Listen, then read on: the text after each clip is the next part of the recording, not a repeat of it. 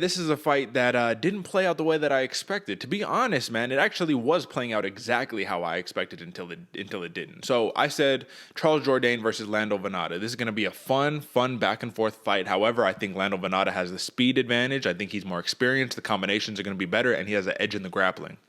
Well, he got submitted, so how does he have the edge in the grappling? AJ, I still think he had the edge in the grappling. I still think he had complete control of the fight until he just kind of did a rookie mistake, man. And this is something that happens when you get into that front choke position like Jourdain did, and he just latched his arm right underneath here and had a vice grip on that throat right there. So every time Lando Vannata, he tried to fight the hands, he did it once effectively. Jourdain put it right back, and that was game over, man. He had that one-arm guillotine, which is a very effective maneuver if you know what you're doing and you're strong, and he just caught him, man. Caught him with his pants down, literally, man. Dude literally got his... And this sucks because this is something you have to deal with in the jiu-jitsu gym. This is something I've dealt with before where you're getting choked and your pants are falling down, so you have to make a decision. Am I going to pull my pants up and address that, or am I going to address the choke? Or am I going to tap out, or what am I going to grab? And for Lando Vannata, he didn't address the pants. He worried about the choke, still ended up having to tap. So it was game over. Big win by Charles Jourdain. But let's break down the beginning, AJ. What did you see? Did you see the Lando Vannata who picked up Jourdain, slammed him on the ground? Did you see the Lando who hit him up with a nice little combo, move out the way, slick head movement? What did you see here? I mean, I think the Vannata description you're talking about was right, man. He was looking good, man.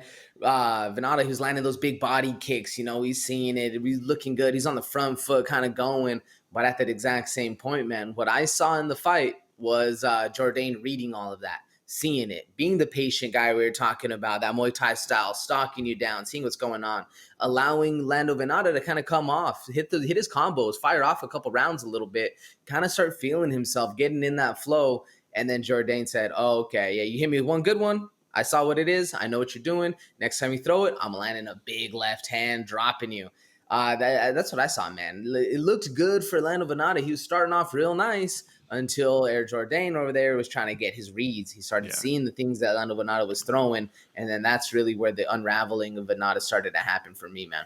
Yeah, I mean, you're right. That left hand was beautiful. That counter left just dropped Lando, and it was the beginning of the end from there. So Lando did put a little Instagram post saying, "Listen, man, my body was in tune. I felt great. Everything was on fire. I was connecting. I just got caught." And that's the fight game.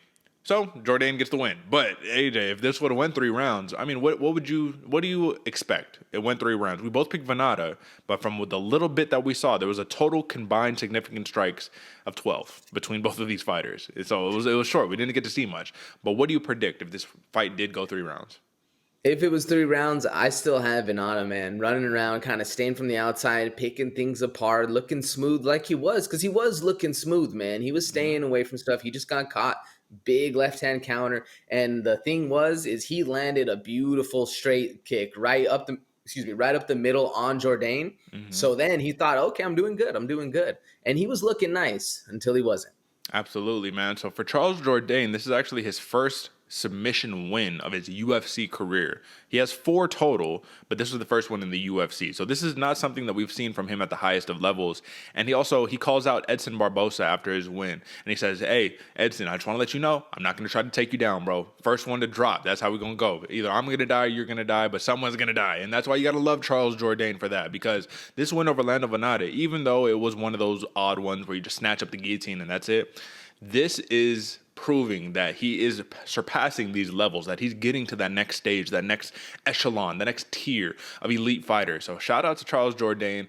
For Lando Vannata, though, man, you do have to just say you got to feel for my man. Am I right? You look at his last 5, 2-3 in his last 5, losses to Jourdain, Bobby Green, and Mark Jacasey. So it's a tough one, man, but hopefully he gets back on track. Big win by Air Jourdain. And with that being said, that is the conclusion of our main card recaps.